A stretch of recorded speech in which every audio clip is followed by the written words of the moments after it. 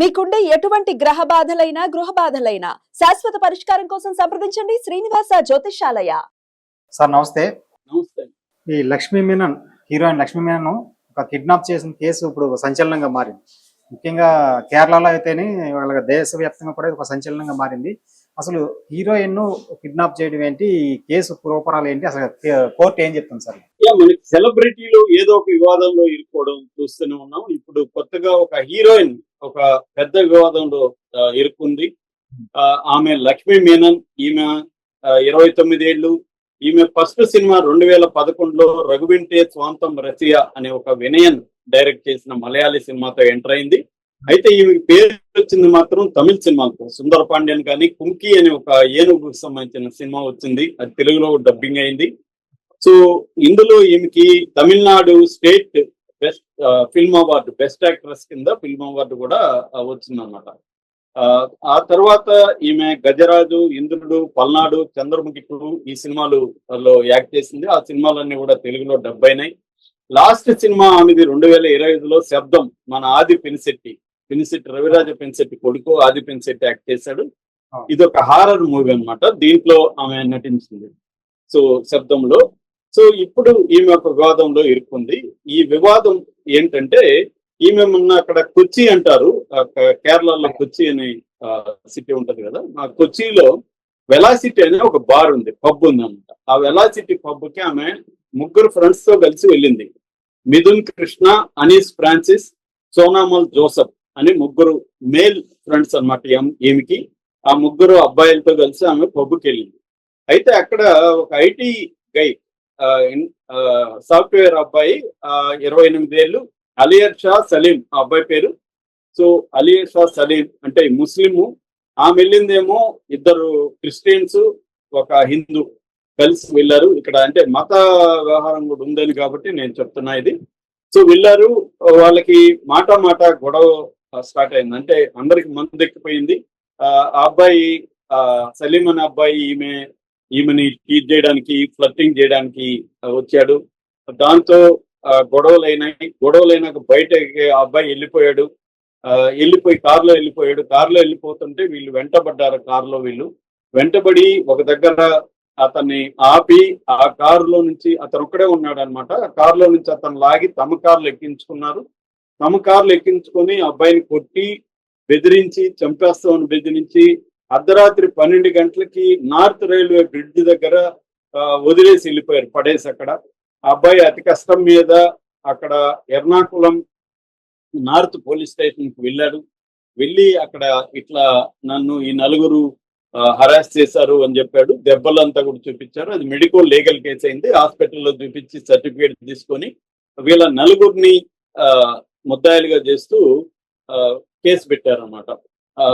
అంటే 140 బిఎన్ఎస్ భారతీయ న్యాయ సంహిత 140(2) kidnap case. అట్లాగే 126 రాంగ్ఫుల్ రిస్ట్రైంట్ అంటారు, అంటే నిర్బంధంగా బంధించడం. సో ఈ 2 సెక్షన్ల కింద కేసు పెట్టారు.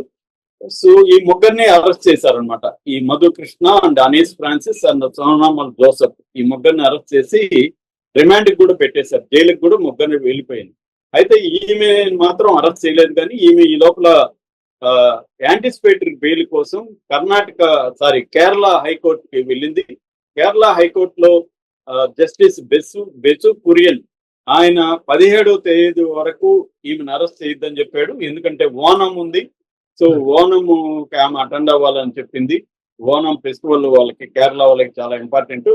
సో అందుకని 17వ తేదీ వరకు ఈమెను అరెస్ట్ చేయొద్దని చెప్పారు. దానికి సంబంధించిన పోలీస్ కమిషనర్ విమలాదిత్య ఏం చెప్పాడంటే, ఈమె పేరు మేము ఇప్పటి వరకు ఎఫ్ఐఆర్ లో ఇంకా చేర్చలేదు, ఆ ముగ్గురిని మాత్రమే చేర్చాము.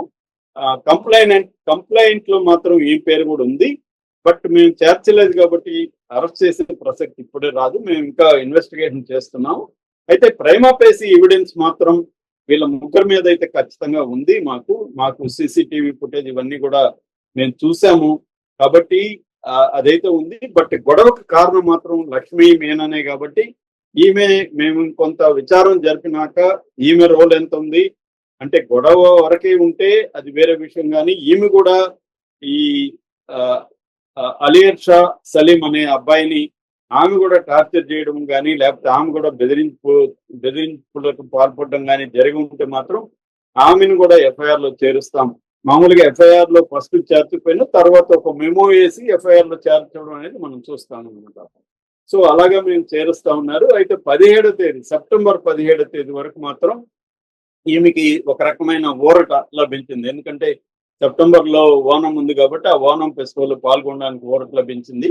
మరి పోలీసుల్ని ఈమె మేనేజ్ చేసుకొని తన పేరు లేకుండా చేస్తుందా, లేకపోతే ఈ అబ్బాయితో రాజీపడి ఆ అబ్బాయికి ఏదైనా కాంపన్సేషన్ ఏదైనా ఇచ్చి జనరల్ గా ఆ, మనకి జనరల్ బ్యాక్ డోర్ చర్చలు జరుగుతూ ఉంటాయి అన్నమాట. ఇలాంటి కేసులు ఏమవుతుందంటే కాంపన్సేషన్ ఇచ్చి సారీ చెప్పి ఆ అబ్బాయి దగ్గర మేము కాంప్రమైజ్ అయిపోయినాం ఈ కేసులో అని చెప్పి ఒక కాంప్రమైజ్ సంబంధించిన రాజీ పిటిషన్ కోర్టులో వేసేసి కేసుని విత్డ్రా చేసుకోవడం జరుగుతుంది అన్నమాట.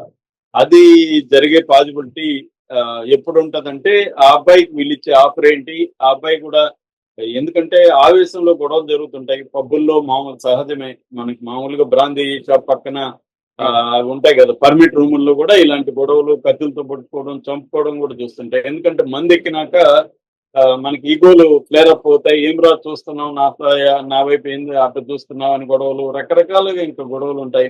కొంతమంది డబ్బులు లేకుండా కొంత ఒక 2 పెగ్గులకి డబ్బులు ఉంటది, 2 పెగ్గులు అయిపోయినాక పక్కనోడిది తాగేసిన సందర్భాలు కూడా ఉంటాయన్నమాట.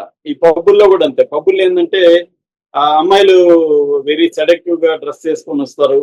సో అబ్బాయిలు వాళ్ళని ఇక్కడికి వచ్చి డ్యాన్సులు చేస్తున్నారంటే వీళ్ళని తాకచ్చు అన్నట్టుగా వాళ్ళు టేకెన్ ఫర్ గ్రాంటెడ్ తీసుకుంటారు. సో అలాగా మనకి అనేక చోట్ల ఉన్నాయి. ఈ మధ్య కొన్ని పబ్బులు ఏం చేస్తున్నాయంటే వాళ్ళే కొంతమంది అమ్మాయిలను అక్కడ సెడక్టివ్ గా పెట్టి ఈ అబ్బాయిలతో వాళ్ళు సెడక్టివ్ గా బిహేవ్ చేయడం, వీళ్ళు కూడా ఈ అమ్మాయికి తాగిచ్చి రూముకి తీసుకుపోదాం అన్నట్టుగా ఫీల్ అయిపోయి వాళ్ళకి ఫుల్ గా తాగించడం. వాళ్ళు ఏంటంటే కాస్ట్లీ డ్రింక్స్ ని ఆర్డర్ చేస్తారన్నమాట. కాస్ట్లీ డ్రింక్స్ ఆర్డర్ చేసినాక బిల్లు కూడా ఎక్కువ వేస్తారు. అప్పుడు వీడు ఏమి చేయలేని పరిస్థితి.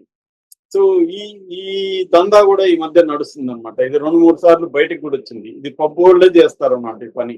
కొంతమంది అమ్మాయిలను అది పనిగా ఏర్పాటు చేసి పబ్బుల్లో ఒక్కొక్కసారి సోషల్ మీడియాలో కూడా వీళ్ళు యాక్టివ్ ఉంటారు. బ్యాటింగ్ లో కూడా కొంత డబ్బుండి రిచ్ గా కార్లు ఫోటోలు పెట్టుంటారు కదా, అలాంటి వాళ్ళని చూసుకొని వాళ్ళతో చాట్ చేయడం, వాళ్ళని మనం పబ్కి వెళ్దామని పిలవడం. వీళ్ళు ఏమనుకుంటారు, అబ్బాయిలు పబ్కి వెళ్ళి మంచిగా తాగిస్తే నెక్స్ట్ రూమ్ కి వస్తుందిలే అన్న ఆలోచనతో వీళ్ళు వెళ్ళడం, అక్కడ కాస్ట్లీ డ్రింకుల్ని ఆర్డర్ చేసి ఖర్చు పెట్టించేసి పబ్బు లాభాల కోసం ఇలాంటి ఒక దందా కూడా నడుస్తుంది అన్నమాట.